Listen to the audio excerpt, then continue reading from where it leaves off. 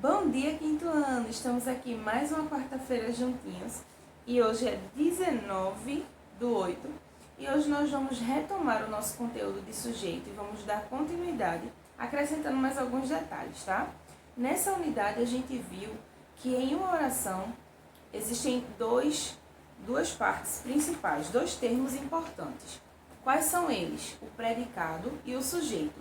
A gente não aprofundou o predicado, a gente aprofundou o sujeito. Então, a gente aprendeu nessa unidade a identificar o sujeito e a classificar. Conhecemos os tipos de sujeitos que existem, certo? Então, agora vamos relembrar esses conteúdos, esses terminhos, que no caso, o que seria o sujeito? O sujeito é aquele que faz a declaração na oração.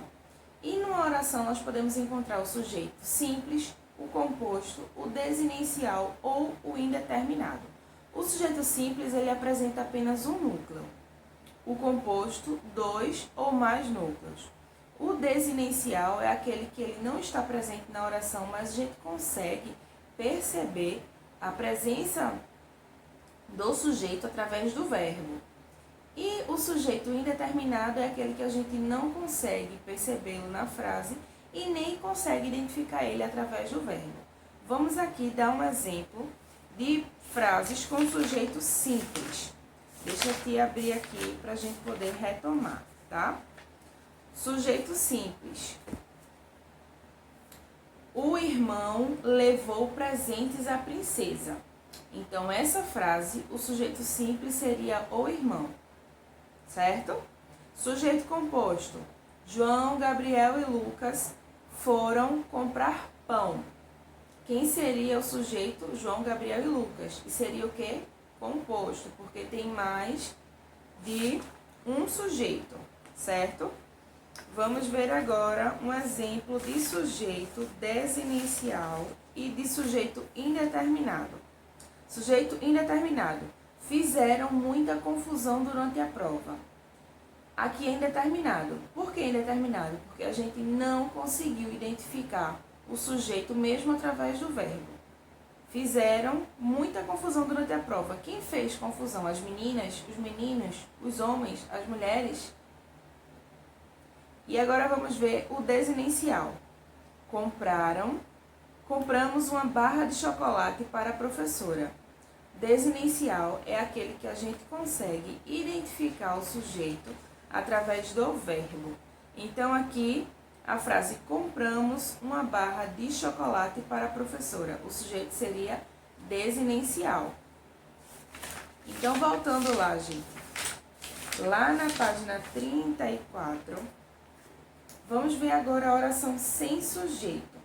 Temos aqui, ó, na página 34, aqui na parte inferior, temos um trechinho que a gente precisa, que é agora que vocês grifem.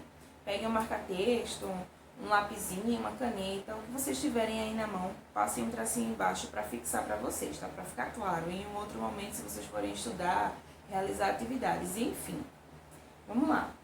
Existem alguns contextos em que a oração ela não apresenta um sujeito e trata-se de uma oração com um sujeito inexistente. Nesses casos, não há como atribuir a ação da oração a nenhum ser. Por quê?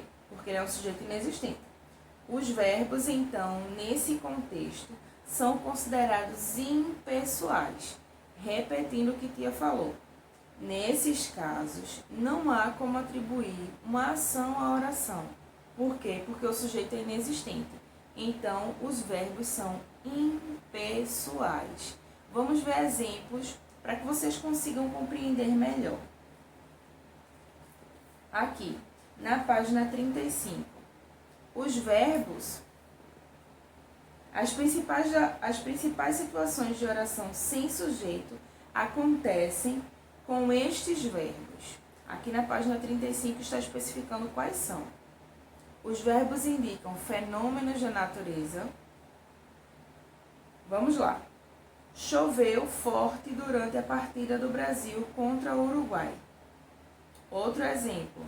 Anoitece cedo demais em alguns lugares do mundo. Outro exemplo aqui embaixo. o verbo haver usado no sentido de existir. Vamos ver os exemplos. Havia muitas pessoas em férias naquele hotel fazenda. Não há motivos para os pais se apavorarem. Por que, gente, o verbo impessoal se enquadra aqui nessas frases? Porque o verbo impessoal, isso mesmo. Os verbos são considerados impessoais nessas frases. Por quê? Porque o verbo aqui está sendo usado, o verbo haver aqui está sendo usado no sentido de existir. Então, a gente não sabe quem é, não sabe a quem se trata, certo? Atenção!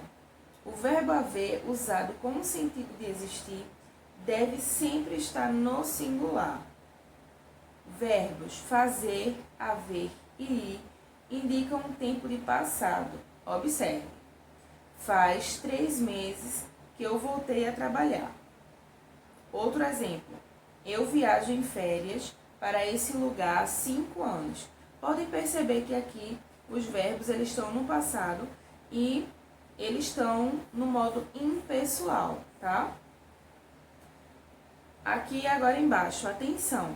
Esses verbos usados nesse contexto também não admitem o plural. Verbo ser indica tempo. Vamos ver os exemplos. Era noite quando o marido chegou. São 16 horas agora. Atenção, o verbo ser, quando indica, varia de acordo com o número que o acompanha. Então, gente, vamos agora responder esse jogo rápido aqui da página 35. Tia quer ver se vocês vão conseguir compreender o conteúdo, tá? Vamos responder juntos. E a atividade de casa vai ser a página 36 e 37, tá? Mas vamos responder aqui agora esse jogo rápido. Primeiro tem o da página 34. Vamos voltar aqui na página 34 para responder juntos, tá? Vamos lá. Primeiro, para a gente poder responder, a gente precisa ler esse trechinho da crônica aqui. Vamos lá, então. Há um meio certo de começar a crônica por uma trivialidade. É dizer, que calor, que desenfreado calor. Dize isso, agitando as pontas do lenço, bufando como um touro ou simplesmente sacudindo a sobrecasaca. Então, aqui nesse jogo rápido, ele está perguntando o seguinte. Agora analise, pense e responda, considerando a oração destacada no trecho da crônica anterior. A oração destacada é: há um meio certo, certo? Então, vamos ver aqui qual é o verbo da oração, aqui na letra A. Nessa frase, há um meio certo. Qual é o verbo dessa oração? Lembra que a gente viu anteriormente a questão do verbo havia, usado com o sentido de existir? Então, olha aqui se aplicando nesse trechinho aqui da oração.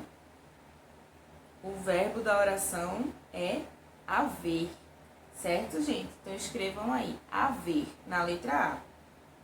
Na letra B, que tipo de informação esse verbo atribui ao trecho? O que é que você acha? Ela traz a informação de quê? Também está relacionado a esse trechinho aqui, ó, essa parte que a gente viu, ao sentido de existir. Então, coloquem aí, ao sentido de existir, tá, gente? Se for o caso, vocês podem ir pausando o vídeo para estar respondendo, tá? E agora, para concluir esse jogo rápido aqui da página 34, nós temos a letra C, que pergunta o seguinte. É possível definir qual é o sujeito dessa oração? Há um meio certo. Vocês acham que a gente consegue definir o sujeito? Por quê? Porque o sujeito é inexistente. Por que inexistente? Porque mesmo com a presença do verbo, a gente não conseguiu identificar o tipo de sujeito. E o verbo é impessoal, tá, gente? Ou seja, não se trata de nenhuma pessoa, tá? Vamos lá. Na página 35 agora temos outro jogo rápido. Complete os espaços com os verbos impessoais destacados entre os parênteses, estabelecendo a correta concordância. Então, vamos lá. Na letra A tem o seguinte. O verbo é ventar. Durante toda a tarde. Então, vamos flexionar esse verbo. Como é que a gente colocaria aqui para fazer a concordância dessa frase? Ventou. Então, escrevam aí. Ventou durante toda a tarde. Na letra B. Na região Nordeste, o verbo é amanhecer. Na região Nordeste, muito cedo. Então, seria como? Como é que seria a concordância desse verbo? Amanhece. Então, anotem aí. Letra B, amanhece. Na região Nordeste, amanhece muito cedo. Na letra C, o verbo é haver. Não haver razões para você se apavorar. Então, como é que ficaria esse verbo aqui? Não há razões para você se apavorar. Na letra D, o verbo é fazer. Mais de 2 horas que ela saiu. Como é que ficaria aqui? Faz mais de 2 horas que ela saiu. Então, anotem aí, faz. A letra E, o verbo é ser. Agora, 20 horas. Então, como é que ficaria esse? Isso é um pouquinho desafiador, hein? Agora são 20 horas. Anotem aí, são. E na letra F, o verbo é ser novamente. Olha aqui a diferençazinha. Prestem atenção para não errar, tá?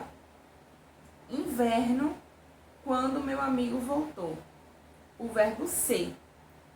Tá no passado essa frase. Como é que ficaria esse verbo? Era. Era inverno quando meu amigo voltou. Então, gente, essa foi a nossa aula de hoje. Respondemos esses dois jogos rápidos, tá? E vocês vão realizar em casa as páginas 36 e 37. Na realidade, só são 4 quesitos para vocês realizarem. Vocês têm que ler aqui essa crônica, tá? A crônica cobrança. E essa foi a nossa aula de hoje. Qualquer dúvida que vocês tenham em relação ao conteúdo ou em relação a essa atividade que a tia deixou para vocês fazerem hoje, é só estar sinalizando no WhatsApp, tá certo? E ó, uma notícia maravilhosa. Nessa sexta-feira nós teremos um ao vivo referente ao folclore.